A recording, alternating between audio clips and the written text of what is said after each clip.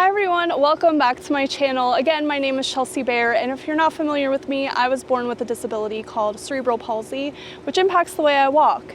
You're used to seeing me in a lot of my videos with scoots, but this is my walker that I also use for day-to-day errands and stuff like that. And I am here today to make a video that I have been wanting to make honestly for years, based on the amount of comments and messages I get asking me about this topic. And in case you didn't guess it, the topic is driving with cerebral palsy or a physical disability.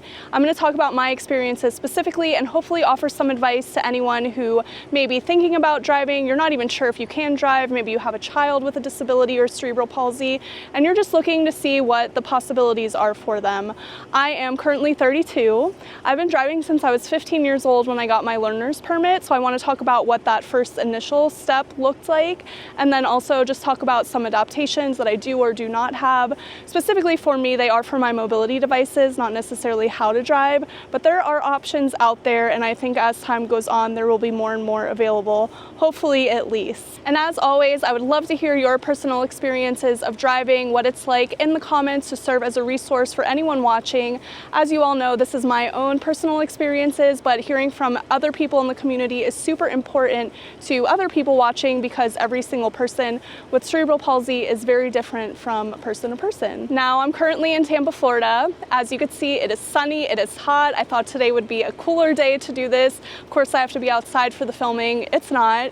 Could be worse, but that's okay. Like I said, I've been wanting to do this for so long that I'm just so excited to jump in. Now, this specific video is not sponsored whatsoever, but I'm going to talk about the kind of car I have. So I have a Subaru Forester Wilderness, had for about a year now. I've primarily only had SUVs ever since I got my first hand-me-down car, and it seems to be the best type of car that works for me, specifically because the trunk is bigger, so it could fit things like my walker or my scooter. Now I have a lift on the back of my car, as you could see, which I got through Subaru's Mobility Assist program, which you should definitely look into if you're not familiar. But that is typically the type of car that I gravitate towards. I also like that it's a little bit higher from the ground. That said, it can't be too much higher, because if a car is too low, it'll be hard for me to get out of, and if a car is too high, it's too hard for me to get into. So honestly, the car I have right now is kind of like Goldilocks. You know, I tested out the different types of cars, and this one is just right in terms of the height level. And what's really great about this car is that the seat is so customizable. It can go up and down, back and forth, which has been honestly a game changer for me, making it super easy to get in and out of the car, which I'll demonstrate. I've personally been working on standing more, which is why I wanted to do this video with my walker, but my feet are hurting a little bit. It's okay, it means I'm doing good things for my body, so I'm not going to complain. So as I mentioned earlier, I've been driving since I was 15 years old, because that is the age here in the state of Florida where you can get your learner's permit, which is when you can drive with an adult. I think you have to be over 21 maybe, or older than that, in the passenger seat. I went through the entire regular process through my local DMV. I had to do, I think, an online test, or maybe at the time it was in person, to be able to get my learner's permit. And both of my parents would work with me. You know, we'd go to empty parking lots and drive around and stuff like that.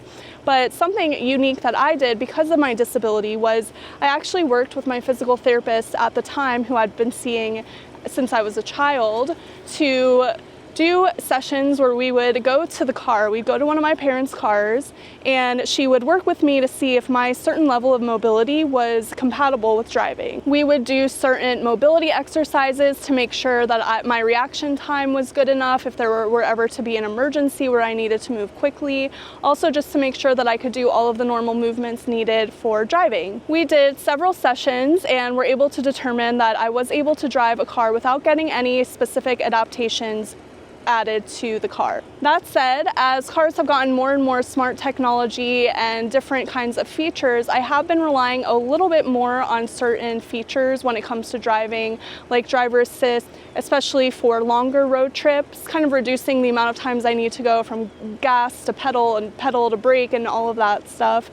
So I will say there's some things that cars just have in them now that are really helpful for driver assist, especially safety features with my Subaru are amazing. But while I don't have any specific adaptations to the driving process, I do have adaptations to my car, like my mobility scooter lift, which I have here, which has been such a game changer for me because I used to have to take it apart and put it in my trunk and then take it out of my trunk and put it together every single time I needed to go somewhere. Especially living in Florida, it's already a tiring, exhausting process. So imagine how hot it would just make me be going, if I'm going to a restaurant with friends.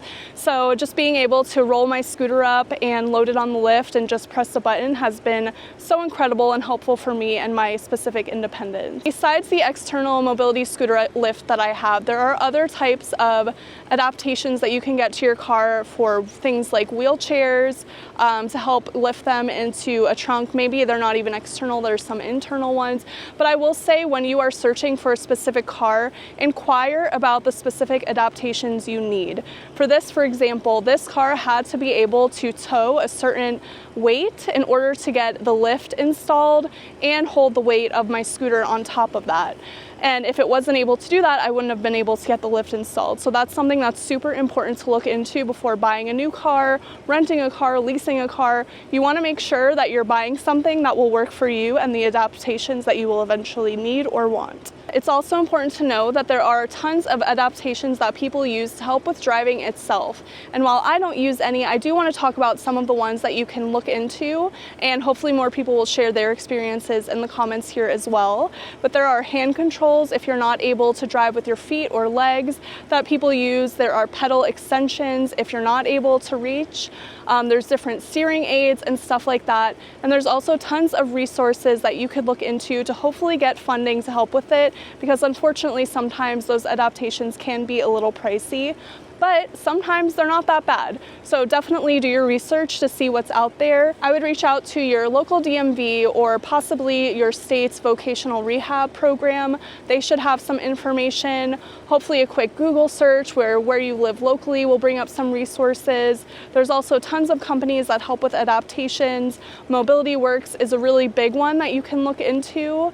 And again, hopefully more people can share resources here in the comments, and I'll add some more to the descriptions as well. Okay, I'm gonna show you how I get in. Normally I would have my mobility devices already in the car, but for the purpose of this video, that doesn't need to happen yet. Okay, so here is where I was talking about earlier about the height of the car.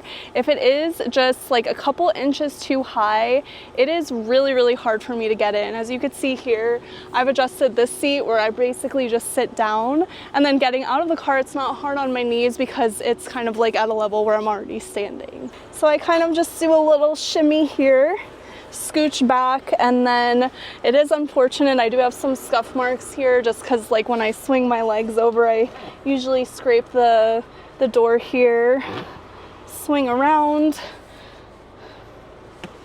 and just like that. I've had this car for a year now, so I have it adjusted pretty well to me and the things that I need. This seat is amazing. Like I said, it goes up and down. There's so many different adjustments you can make. Just in terms of flexibility and bending and straightening my leg, it's easier for me to be a little bit closer to the steering wheel than I would say the average person. Whenever my friends get in my car, they're like, oh, this is pretty close. I really only use my right leg, so same as anyone else, I'll use it for the gas and for the brake and go back and forth.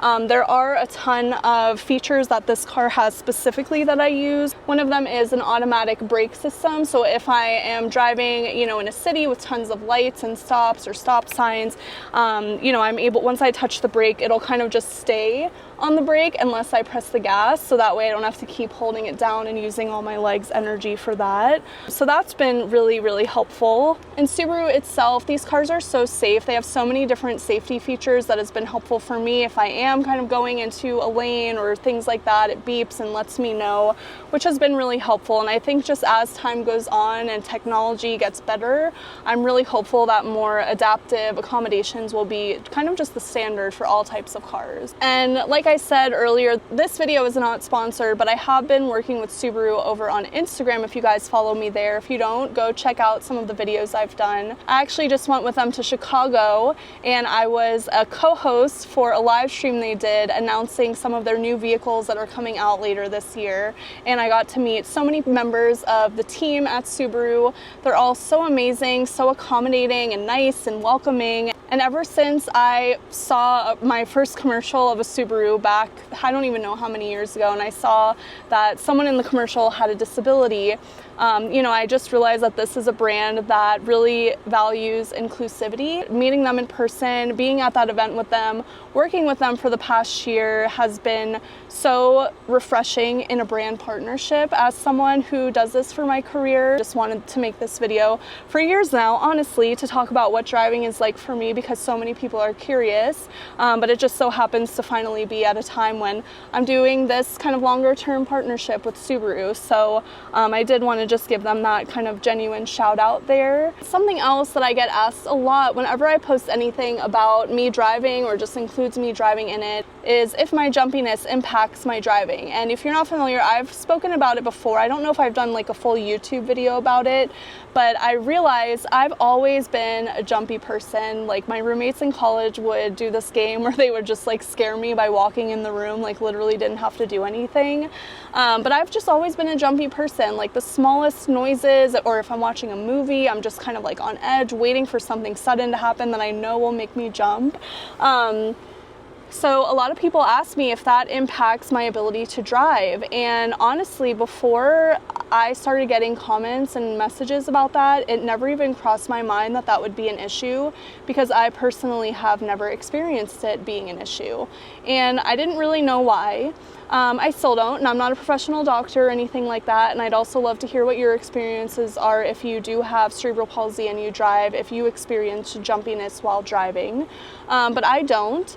I never have, and I was talking to another woman who has cerebral palsy last year about this specific topic, and she said she was talking to her doctor about it, and her doctor said because you're so focused on so many different things while driving, like the cars in front of you, the cars around you, the traffic lights, if there's any emergency situations, needing to merge lanes, just there's so many other things that your body is focused on that I guess it really reduces its, like your armor is distracted, if that makes sense. Like there's so many other distractions at hand that if you do hear a sudden horn or an emergency vehicle going by, it doesn't scare you. And I don't know if that's true, but that's what the case has been for me.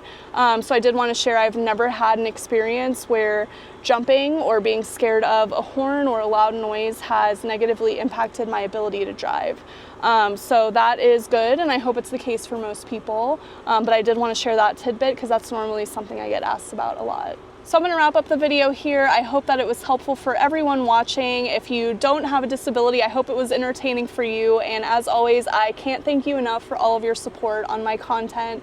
Every like, every watch, every comment, every share is so helpful for me and my career. So I just want to thank you all so much. You mean so much to me, and I hope to keep making content that is beneficial or educational or entertaining to you. So please let me know in the comments what other topics you'd like me to cover, and I hope you have a great day.